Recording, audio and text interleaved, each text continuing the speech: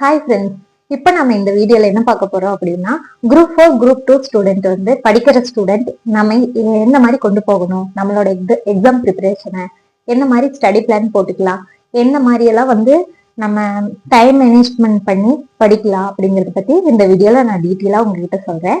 Group 4 சரி, group 2 சரி, எந்த எக்ஸாம் நீங்க படிச்சாலும் சரி, ஆல்ரெடி படிச்சுட்டு இருக்கிறவங்களா இருந்தாலும் சரி, பிகினர்ஸா இருந்தாலும் சரி, உங்க கையில கண்டிப்பா இருக்க வேண்டியது என்ன அப்படின்னு பாத்தீங்கன்னா ஃபர்ஸ்ட் சிலபஸ். சரிங்களா? சிலபஸ் ஃபர்ஸ்ட் சிலபஸ் இருக்கணும்.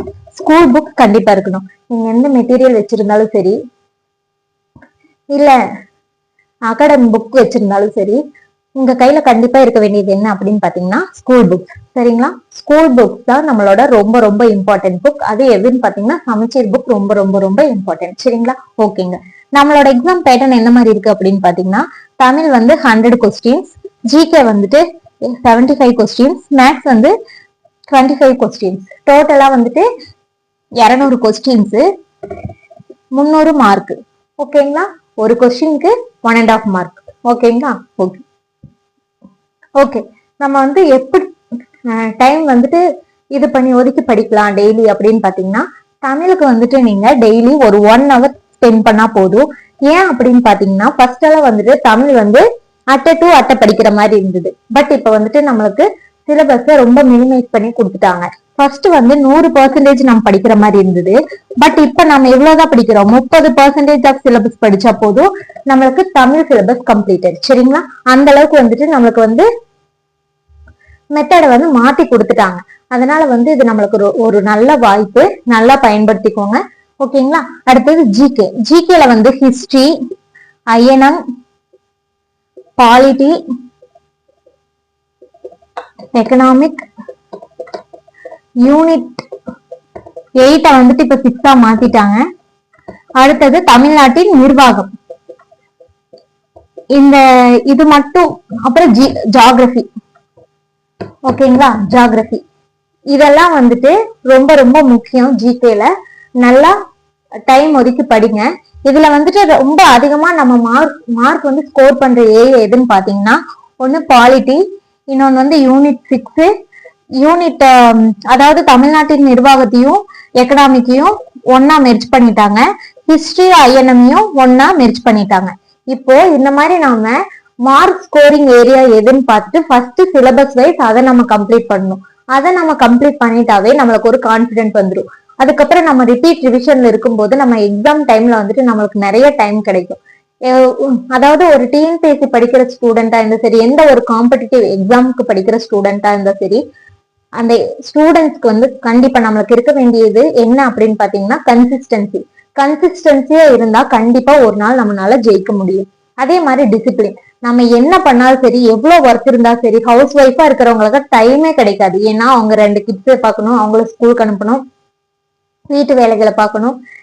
ஜாப் போயிட்டு வந்து படிக்கிறவங்க இருந்தா சரி, அவங்க வேலைக்கு போயிட்டு வந்து ரெஸ்ட் எடுக்கவே டைம் இருக்காது, அவங்களும் படிக்கணும். அப்படிங்கிற போது நீங்க படிக்க வேண்டிய மெத்தட் எப்படி இருக்கணும் அப்படின்னு பாத்தீங்கன்னா, தமிழுக்கு 1 ஹவர் ஒதுக்கிக்கோங்க, ஜிகேக்கு 2-3 ஹவர்ஸ் ஒதுக்கிக்கோங்க. 2 இல்லைன்னா 3 மணி நேரம் போதும். சரிங்களா? ஏன்னா நம்மளுக்கு குரூப் 4க்கு இன்னும் 1 இயர் டைம் இருக்கு. அதே மாதிரி நீங்க ஜிகேவை வந்து புக் வைஸா புக்ல படிங்க, பட் நோட்ஸ் எடுத்து வச்சு படிங்க. நீங்க மறுபடியும் புக்ல படிக்கும்போது என்ன ஆகும் அப்படின்னா, மறுபடியும் புதுசா படிக்கிற மாதிரியே இருக்கும். நீங்க என்ன படிச்சாலும் அதை புதுசா படிக்கிற மாதிரியே இருக்கும்.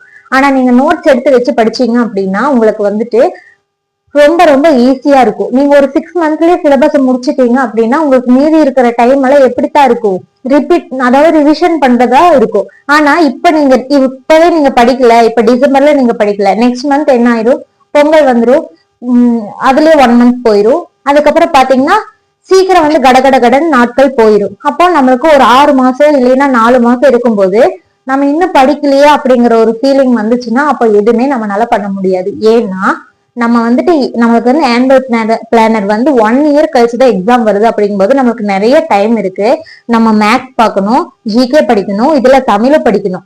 நம்ம வந்துட்டு என்ன வந்து ஈஸி வேலை கொண்டு போகலாம் அப்படின்னு பாத்தீங்கன்னா, ஜிகே வந்து நோட்ஸ் எடுத்து வச்சுக்கலாம். மேக்ஸ் வந்து என்னென்ன டாபிக்ல என்னென்ன கண்டென்ட் இருக்கு, என்ன மாதிரி ஃபார்மேட்ல எல்லாம் சம்ஸ் இருக்கு அப்படிங்கறத நாம தனி நோட் போட்டு நாம பார்த்து வச்சுக்கணும். இப்ப ஜிகேக்கு வந்து நீங்க நோட்ஸ் எடுத்து வச்சிட்டீங்க அப்படின்னா, இப்ப 10th 12th பாலிட்டி 2 இருக்கு. 10th கிட்டத்தட்ட ஒரு 10-15 பேஜ் இருக்குன்னு வைங்க, 12th ஒரு 10-15 பேஜ் இருக்குன்னு வைங்க, ஓகே 5 பேஜ் இருக்குன்னு வைங்க, 10 பேஜ் இருக்கு. அந்த 10 பேஜையும் நீங்க மறுபடியும் எடுத்து பார்க்கும்போது புதுசாக தான் பாக்குற மாதிரி இருக்கும். ஏன்னா நம்மளுக்கு வந்து புக்குங்கும் போது நம்மளுக்கு நிறைய கொடுத்துருப்பாங்க. இதே நம்ம ஷார்ட் நோட்ஸா நம்ம எடுத்து வச்சுட்டோம் அப்படின்னா அது வந்து நம்மளுக்கு ரொம்ப யூஸ்ஃபுல்லா இருக்கும். அந்த மாதிரி ஷார்ட் நோட்ஸ் வீடியோ நான் போட்டிருக்கேன், நீங்க பார்க்காதவங்க பாத்துக்கோங்க சரிங்களா. ஓகே, நோட்ஸ் எடுத்து வச்சுட்டீங்க அப்படின்னா நீங்க 6 மாசத்துல சிலபஸை கம்ப்ளீட் பண்ணிட்டீங்க அப்படிங்கும் போது உங்களுக்கு ஃபுல்லா ரிவிஷன் டைம்ல வந்துட்டு உங்களுக்கு ரொம்ப பெனிஃபிட்டா இருக்கும். இல்ல எனக்கு 3 மாசம் தான் டைம் இருக்கு ரிவிஷன் பண்ண, போதுமே, ரொம்ப நம்மளுக்கு வந்துட்டு அது வந்து ஒரு வர பிரசாதம். நம்ம வந்து அதை படிச்சாவே போதும், அப்ப ரிவிஷன் பண்ணாவே போதும். அந்த அளவுக்கு வந்து நம்ம கிளியரா வந்துட்டு நம்ம போய் எக்ஸாம் எழுதிட்டு வந்துடலாம். ஏன்னா நம்ம இப்ப அசால்ட்டா விட்டுட்டு கடைசியில நான் இன்னும் படிக்கலையேன்னு வருஷம் அதுவே தொடர்ந்தா நம்ம எப்ப வேலைக்கு போறது, நம்ம வாழ்க்கை எப்ப மாறுறது? அதனால நல்லா படிங்க, நோட்ஸ் எடுத்து வச்சு படிங்க. அதே மாதிரி ஸ்டடி பிளான் வேணும் அப்படின்னா கமெண்ட்ல சொல்லுங்க, நான் ஸ்டடி பிளான் போட்டு தரேன். இப்ப வந்து ஸ்டடி பிளான் எப்படி போடணும் அப்படின்னு பாத்தீங்கன்னா, மேக்ஸ் வந்து வீக்லி ஒன்ஸ் ஒரு டாபிக். இப்ப தனி வட்டி கூட்டு வட்டினா அது 1 வீக்ல அந்த ஒரு டாபிக்கை வந்து நீங்க முடிக்கிற மாதிரி பாத்துக்கோங்க. ஜிகே பாத்தீங்கன்னா ஒரு 3 லெசன் எடுத்துக்கோங்க. இப்ப ஃபர்ஸ்ட் வந்துட்டு இந்திய அரசியலமைப்பு, அப்ப ஹிஸ்டரியில வந்து சிந்து சமவெளி நாகரிகம், ஐஎன்எம்ல ஒரு லெசன், அந்த 19ஆம் நூற்றாண்டில் அந்த இது, அதாவது கலந்து படிக்கணும். நீங்க ஒன்னையவே படிச்சீங்கன்னா என்ன ஆகும் அப்படின்னா உங்களுக்கு வந்து அதே ஒரு மாதிரி பேர்டன் ஆயிடும். அதனால ஒவ்வொரு லெசன் அந்த சிலபஸ் வைஸ் டாபிக் முடிக்கிற மாதிரி பாத்துக்கோங்க. ஒரு சிலபஸ், அதாவது சிந்து சமவெளி நாகரிகம் அப்படின்னா அந்த 9th புக்ல இருக்கிற ஒன்ன மட்டும் அந்த வீக் ஃபுல்லா படிக்காதீங்க. அந்த 1 வீக்ல வந்துட்டு என்ன பண்ணணும்னா அந்த சிந்து சமவெளி நாகரிகம் 6th 9th 11th இந்த 3ல இருக்கு இல்லைங்க, அந்த 3ஐயும் வந்துட்டு நீங்க கவர் பண்ணிடணும். அந்த மாதிரிதான் நம்ம இது பண்ணணும். அதுக்காக தான் ஜிகேக்கு வந்து 2-3 hours ஒதுக்குங்க அப்படின்னு சொல்றேன். இதுல நீங்க நோட்ஸ் எடுத்து தாராளமா படிக்கலாம். எழுத கஷ்டப்படாதீங்க, நம்ம கஷ்டப்பட்டாதான் நம்ம சீக்கிரமா வேலைக்கு போக முடியும் சரிங்களா. ஓகேங்க, ஜிகே வந்துட்டு ஒரு 3 லெசன், வீக்லி ஒன்ஸ் 3 லெசன் வச்சுக்கோங்க சரிங்களா. 3 லெசன் 1 வீக், ஓகேங்களா. ஓகேங்க, அடுத்தது தமிழ். தமிழ் பாத்தீங்கன்னா வீக்லி ஒன்ஸ் ஒரு டாபிக் போதும். நம்மளுக்கு வந்து டைம் நிறைய இருக்கு, தமிழ்ல படிக்க வேண்டியதும் ஓரளவுக்கு தான் இருக்கு. ஆனா அவுட் சோர்ஸ்ல இருந்து நிறைய பார்க்க வேண்டியது இருக்கு. ஃபர்ஸ்ட் நம்ம புக்ஸ் முடிச்சுக்கலாம், டாபிக் வைஸ் முடிச்சிட்டோம்னா நம்மளுக்கு வந்து அவுட் சோர்ஸ் சைடு பார்க்கும்போது நம்மளுக்கு ஈஸியா இருக்கும். இப்போ கலை சொற்கள் பிரித்தெழுதுகன்னு வச்சுக்கலாம் சரிங்களா. தமிழ் வந்து பிரித்து எழுதுக, ஓகேங்களா. 1 வீக்ல இது முடிக்க நம்மளுக்கு ரொம்ப டைம் போதுமானதா இருக்கும். அது ஹவுஸ் ஒய்ஃபுக்கும் சரி, ஜாப் போயிட்டு வந்து படிக்கிற ஸ்டூடெண்ட்டுக்கும் சரி, ரொம்ப இந்த மாதிரி ஒரு மெத்தட் வந்து ரொம்ப யூஸ்ஃபுல்லா இருக்கும். இப்ப நான் இந்த வீக்லயே பாத்தீங்கன்னா இந்த 4 நாள்ல சிந்து சமவெளி நாகரிகம் ஷார்ட் நோட்ஸ், அதாவது syllabus wise book wise short notes வந்து நான் 1 hour வீடியோவா கொடுத்திருப்பேன். அதாவது half an hour பிரிச்சு கொடுத்திருப்பேன். அதே மாதிரி 10th 12th குவாலிட்டி லெசன் வந்து 1 hour, அதாவது 30 minutes தான் கொடுப்பேன்.